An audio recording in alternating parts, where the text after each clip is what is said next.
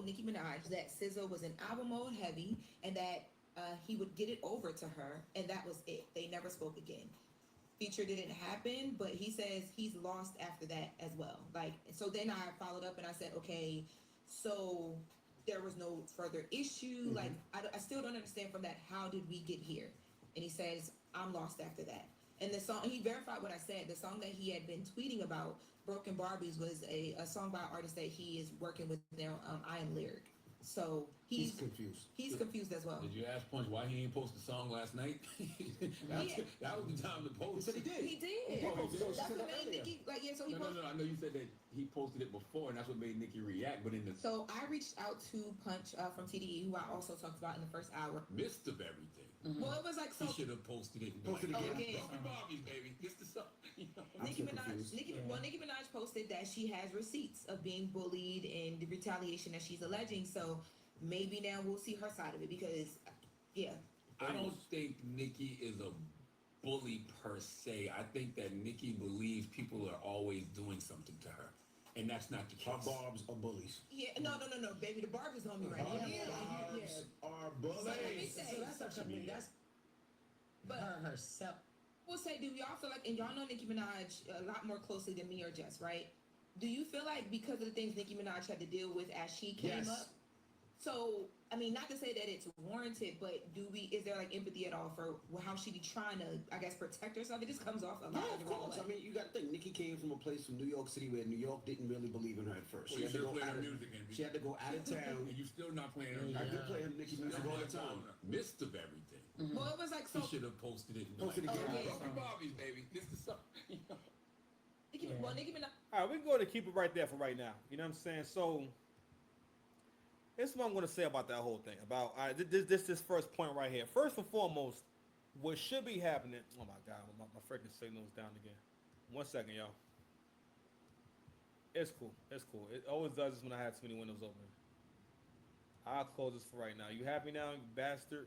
Okay, thank you. Goodness gracious. Because I hate to start cooking and then, you know, the BS, right? But I'm sorry. Thank you for bearing with me if you still hear me, right? So, first thing I'm going to say is the last part is probably the most important part, which is the villain story. I feel like the modern woman always has a villain story, and there's always a villain story to justify why she's a terrible person today or why she has this bad behavior today. And for the most part, Nicki has always a big part of the end. I'm talking about the end game of feminism because we're coming to the end of feminism, but the behavior, because Nicki kind of always had a bad attitude. Like she never really had a good attitude, and her fan base is mostly modern women and gay people.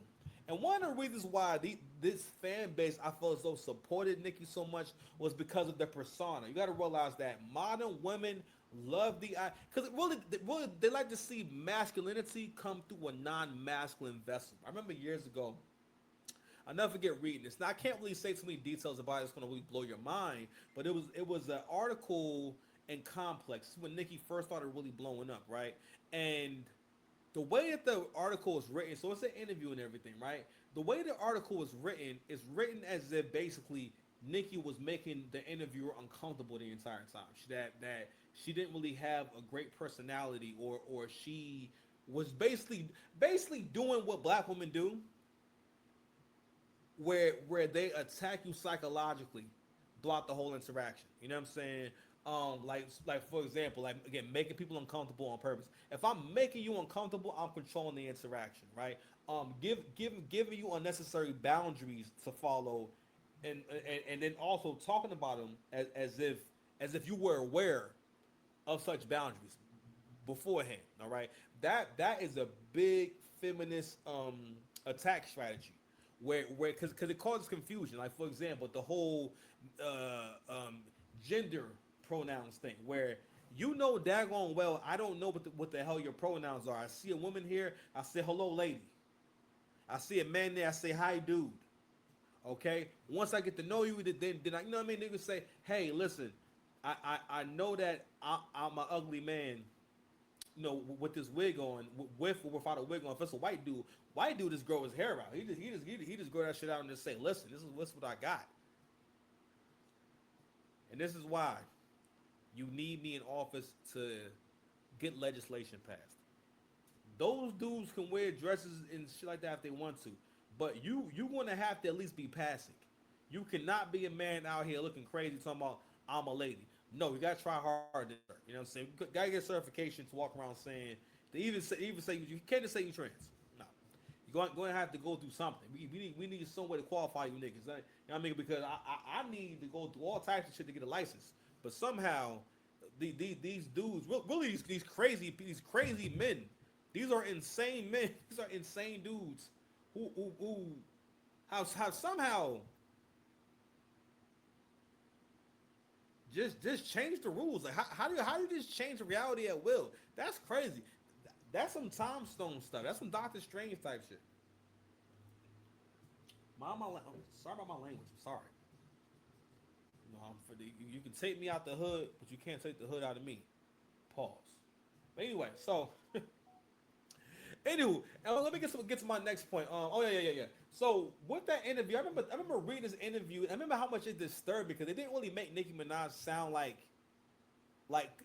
relatable or likable. Because usually, for the most part, the point of an article is to get people on your side, get people to relate to as an artist and everything. But the era that Nicki Minaj came up in, which was the post social media era, where you can get support in different ways. Now, there was never a way that your fan base could speak and identify themselves in mass the way that the so-called Barbs can. And every time Nicki Minaj has ever had a back and forth, the understanding is that it doesn't matter if Nicki is right or wrong. These people are basically going to bully you online. Meaning that if you post something that about Nicki Minaj that they don't like, basically they will get into your comment section and start verbally attacking you. This is pretty much what like K-Dot fans are pretty much the Barbs. That's how the Barbs act, but probably worse. You understand me? Because it doesn't matter what I post about Drake and Kendrick, it will always be someone in my comment section like just try their hardest to make a point. They go so far to make a point, and that just tells me that, bro, you could have accomplished anything in life. If you want to write me a whole paragraph trying to change it, first of all, why are you trying to change the mind of a grown man who's already made up their mind? But that's interesting. Because we got to think about what is this bullying based on, right? This bullying is based on the idea that you are not allowed to criticize this person. And matter of fact, just to make sure that no one does it and whatnot, people have to think about, do I want to deal with getting mentions and notifications all day long about this post? Because I ain't going to lie. Listen, big boy pants on, which I'm cool with it, but yo, y'all got so butthurt about what I said about the clips. I said that the clips had a terrible rollout because it was corny as fuck. Super corny. Super duper uppercut, super corny. Anywho, we pause. All right, fam, we back. My bad, yo. I just got a message. Anyway, so getting back to this genre right here, man. So, what I'm going to comment on next is Envy's comment about how New York didn't support Nicki at first and what she went through. Okay. Nicki Minaj has a come up story like every other artist, right? But what DJ Envy just did, that's something that black men always feel as though they need to be doing. Whenever it is an opportunity, I'm not even gonna call it simping. It's just more so like it's like I won't want to say running interference. Basically, what you do is stop the moment from happening, and you stop her from being human. Like men don't realize, yo, you stopping that person from being human because you stopping people from looking at them with basically putting them beyond reproach. When you put people beyond reproach, meaning that you can't critique people or you give someone an out, then we don't really have a conversation. Right? That shit is the same as when people have a rough childhood or things happen in their childhood, right? And a lot of men, and this is one of the reasons why a lot of I'm sorry, y'all, my lights went out. The reason why a lot of men don't want to be in relationships anymore with modern women in particular is because most men have to deal with having conversations or having conflicts or going back and forth with somebody, right? Or a woman, and she's telling you that, or you know that because of her childhood, because of how she grew up, and the things that she hasn't let go, you have to suffer. Or you have some people who, because they've labeled what their problems are and they found a neat box to put it into, they feel as though just labeling it. So, for example, right, anxiety. I always think about that big girl I dated from California. She told me when we first met that, hey, if I call you, you need to call me right back, or you need to answer the phone because I get really bad anxiety because I had an ex boyfriend and we didn't talk one day, and next time, basically, she was either calling him, they couldn't get on the phone, right? Basically, he passed away after that. And she would get really upset if she called me and I waited too long to call her back, or if she couldn't get in contact with me. And I knew that, like, I can't. No, no, no. It's not healthy. First and foremost, I'm going to control when we communicate. All right. If I don't want to talk to you at that moment, especially with men don't be realizing that, yo, if you don't establish boundaries, listen, she gonna try to punk you one way or the other. Women are bullies, bro. Actually, and that was another reason why Nicki Minaj had the run she had and had the fan base she had, was because she was always a bit of a bully in a way. And again, she was a bully in a very feminist kind of way, where it's very, now she's not really threatening you outright necessarily, right? But what she is doing is creating an environment where it makes you uncomfortable to say anything back. And for the most part, as social media got bigger and Nicki got more opportunities to express herself and talk and stuff like that, you know what I mean? You started kind of seeing like, yo, you have terrible behavior. But you got to realize, if you're a straight male, or if you're a family oriented like woman, I would guess, not even woman, let's not even call women. We're going to say, if you're a straight male, you can't really listen to how she talk and think that, oh man, I'm really enjoying this conversation. I remember when she came on the Joe Budden podcast, I think they came, so Rory Maul and Joe came to her show, and before that, Rory basically she came to the Joe Budden podcast. I remember like her whole appearance there. It was just like, it was uncomfortable. It was just uncomfortable to watch. Like, cause you know what I mean? Hold on, real quick. Let me pull it up. Nicki Minaj, Joe.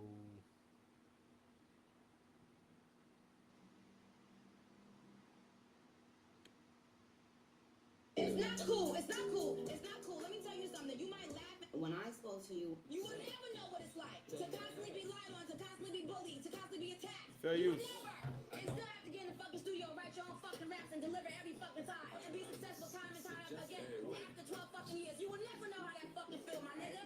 You will never know what it's like. Shut the fuck up.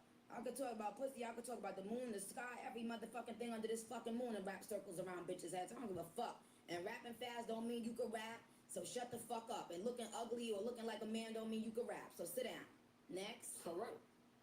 The fuck up. I could. She went through the ringer with the Starship shit when she tried to go pop, and we killed her, hated her. That was a lot. That would have been a lot of people's last shot. Then she went through her media war with me and Pete and Ibra, with Charlamagne and everybody in the world. She feel like for a good stretch of that last decade, it was up for her. That Queen album came out, y'all didn't fuck with it, I did. Then she went quiet again.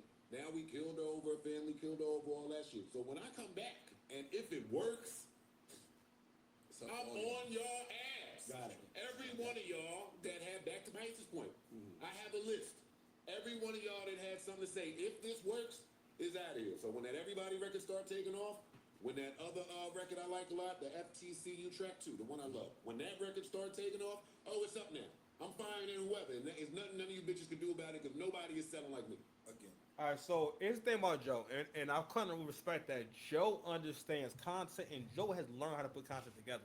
Like, when I do tune in, I can't say it's not engaging. Like, he know what to talk about, because Joe's a psychopath, all right? So people who are psychos like that, they're able to look at things completely different, right? And this is another example of, but this is a thing that black men do in general. Black men will also feed into the storylines that women create. They'll feed into the storyline. They'll support the storyline. So for Joe, what Joe has to do, Joe understands, all right, I have to lead this show in terms of having a strong take and being able to make my argument. That's one of the most important things about content is having a strong take. But I'm going to keep making the argument that instances like this, when people hear these kind of things, and listen, someone watching a video like this can change their mind, their whole perspective on who Nicki is. And this is the importance of media, especially when you have a big voice. The fact that Joe was able to articulate a good argument for her behavior, and basically try to find a way to make her into somewhat of a victim. All by, listen, you heard how Nicki be talking. Nicki is not a meek person. She always been a savage, but again, that's one of the reasons why she dominated and has been around this long, because her character, she's everything that modern women want to be. Everything is fake. You know what I'm saying? Basically, like no accountability, to the point where one day she ain't had no booty, and then 2009 now she got this big old ass. And I guess we just understood. All right, well, that's okay. She has a big fake butt, big fake butt now, and it was like an obnoxiously fake butt too. You know what I mean? And that was the beginning of like you seeing that more often. I'm sure that was always going on, but like after that, when Nicki Minaj came out with that bang, which is still her look to this day that works the best for her, the bang, and just the whole like the corset with the leggings and the streak of color in the hair, all that shit. Basically, Nicki Minaj really helped to cement making the whore look and the stripper look, cause that's all that's that stripper shit. Because basically her character was like, like I talk, I dress, I'm because her character was always, I'm like a stripper that rap real good, because she's even used to use stripper lingo, was popping on a handstand, and then you got actual stripper and authentic, because like Cardi B is like a nigga that came out of jail and made it right after he came out of jail. Like she was an actual, like she was on social media. You can find videos of her on social media making Instagram live videos while she was still a stripper, while she was like still dancing and then trying to become an artist. And it's crazy seeing all these years later, like she's still relevant. And I still really do enjoy Cardi. Man, fucking ghetto. But anyway. But that video, that last clip I played, that doesn't help. But it does help at the same time. And that also bridges me to my other point I made about the Drake and Kendrick beef, where in the part that media played in that whole thing, because media has always told people what to think, and that's why credible sources are important, or they're mentioning this comes from a credible source. All those things are important, right? But if you have big voices in the media giving strong opinions about this battle, right? And the nicest thing that any person who with prominence would say, aside from 50 Cent, is that, hey man, we know you real